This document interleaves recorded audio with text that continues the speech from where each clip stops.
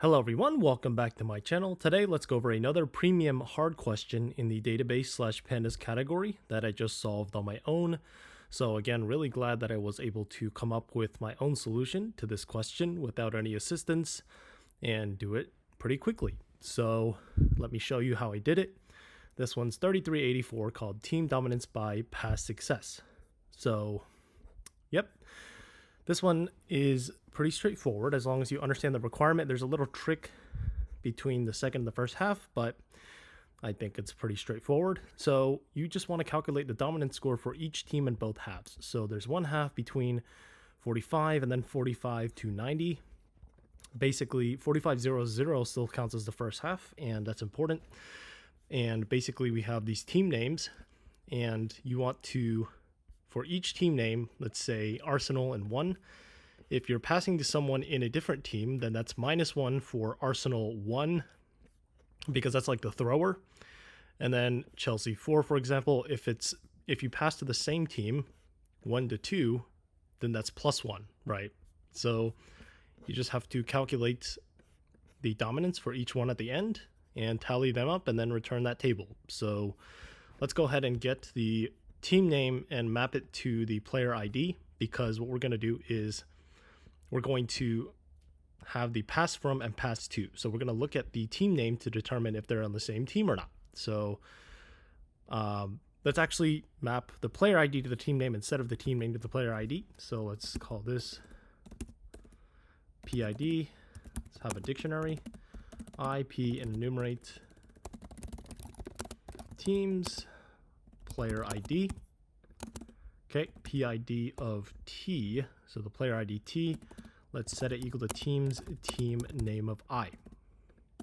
Just makes it easier to fetch later on. Okay, so now we have to build this table. So let's go IP and enumerate passes, pass from,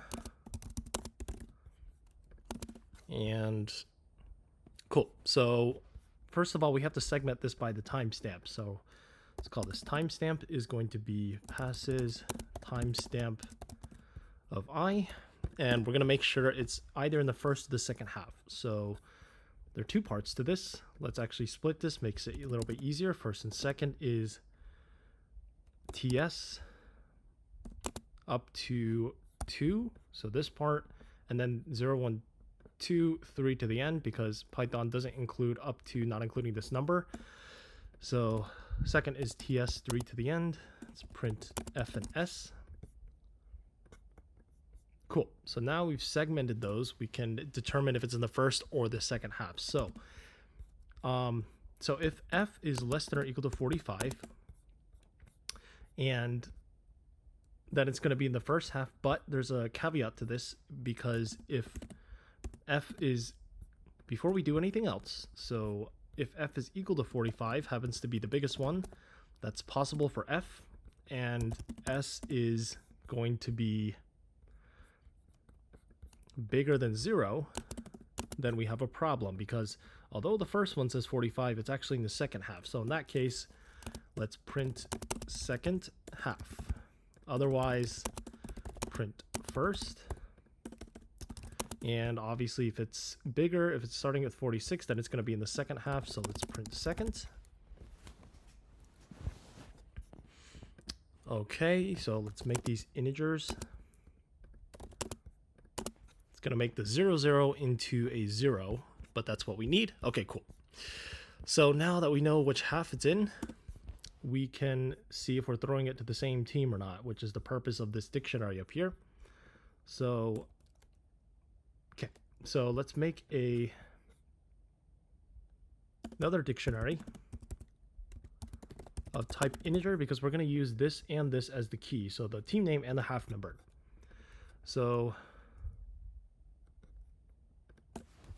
in that case, let's say if we're throwing it, so let's say from and pass to is P, and passes pass to of I.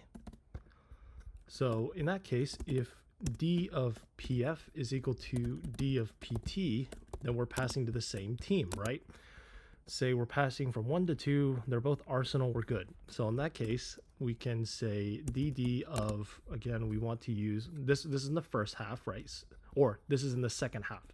So we're going to use the team name, which is going to be d of pf, because it's always the pass from guy's fault if they throw it to the right or the wrong team. So that's the score it's going to record it for, the pass from, not the pass to. So this is a second because it's the second half, right? We have this edge case. We're going to, so it's equal to, we're going to add a 1, right? Otherwise, if we're passing to a different team, same thing, it's the same guy's fault. We're going to subtract 1, like it says right here. Opposing team, same team. Okay, cool. Otherwise, you know, if this is not true, so it's basically 45, and it's exactly 45. So we're going to ask the same thing. If we're passing to the same team, then we're going to do the same thing, but this is in the first half now, plus equal to 1, because the combination of this is the key. Else, wait, so let me go ahead, and this is dd. Otherwise, dd of pf, d of pf, so that particular team name of 1 minus equal to 1. Okay, cool. So otherwise, if it's 46 or bigger, we're in the second half. So if d of, let's call this still pass from, so if d of pf is equal to d of pt, then again, dd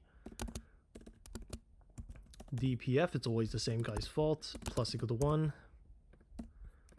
Otherwise, if it's not the same, then dd d of pf of 2 minus equal to 1.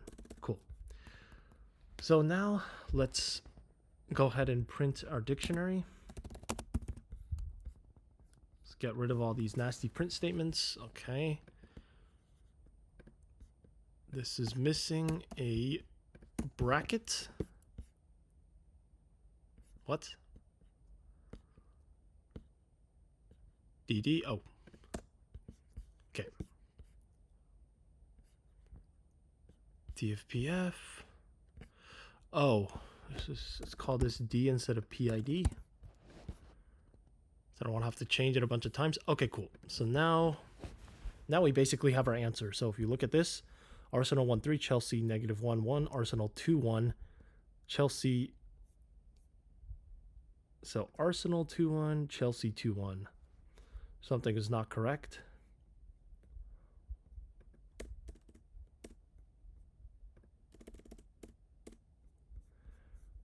Okay, Chelsea 2-1. Oh, it's correct. Arsenal 2-1, Chelsea 2-1, 1-3, Chelsea -1. Okay, cool. Now we just have to sort it by the team name and the half number. So pretty straightforward.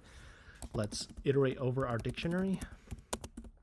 And 1, 2, 3, let's unpack it. It's K0, so the key is a tuple, K1, and then D of K is the third one. So that's the value to the key in the dictionary.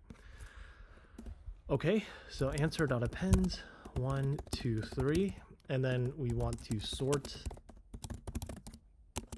by x0 and then x1 because we want the team name and then the half number. If we print answer, this should give us our result, and now we just have to put it in a data frame and return it. Arsenal of 1. Arsenal 1. Oh, D of K, sorry. Okay, cool. Now we have our answer. So put it into, so let's go ahead and say A, B, C for X in answer. A dot append X of 0, B dot append X of 1, filling this column, C dot append X of 2, and then make an empty scaffold that we're going to return after we populate the first column, second and third columns. is equal to A from top to bottom, left to right. Half number is B. Dominance is equal to C. Okay, let's run it. Okay, submit it. And there you go, passes all test cases. Again, really glad that I was able to solve this question on my own without any assistance. And yeah, come up with my own solution to this. And it's actually really efficient in terms of runtime and memory. So not usually the case so that's it for this video. Hope you guys enjoyed and found value in this. So thank you for watching and stay tuned for more.